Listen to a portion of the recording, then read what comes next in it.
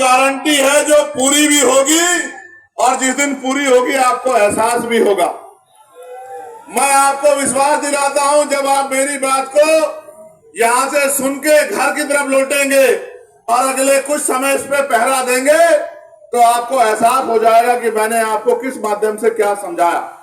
तो जब 14 अगस्त 1947 को देश अंग्रेजों के अधीन था,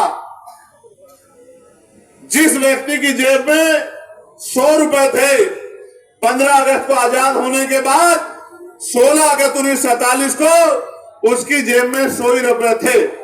14 अगस्त को जिसके पास 1 बीघा जमीन थी, 16 अगस्त को आजादी के बाद भी उसके पास 1 बीघा जमीन ही थी। और 14 अगस्त को जो नौकरी पे नहीं था, आजादी के साथ नौकरी नहीं मिली, 16 तारीख को भी वो बेरोजगार ही था। बदलाव ये हुआ कि हम अंग्रेजों के गुलाम थे, अंग्रेजों ने पावर जो है यहाँ की सरकारों के हाथ में दे दी।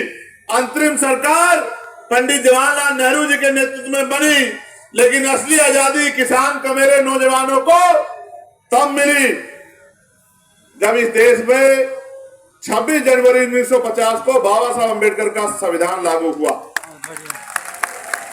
उस संविधान से क्या परिवर्तन हुआ?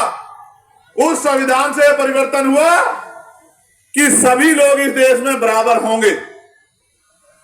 जो गैर बराबरी है, लोकतांत्रिक व्यवस्था उस गैर बराबरी को खत्म करने का काम करेगी। कैसे? जिसके पास जमीन नहीं है, सरकारें बनने के बाद उनको जमीन देके जो है उनको इस गैर बराबरी से मुक्ति दिलाई जाएगी। जो पढ़े लिखे लोग हैं उनको रोजगार दिलाने का काम किया जाएगा। जो नहीं पढ़े लिखे हैं उनको पढ़ाने का काम किया जाएगा। जिसके सर पे छत नहीं है उसको छत देने का काम किया जाएगा।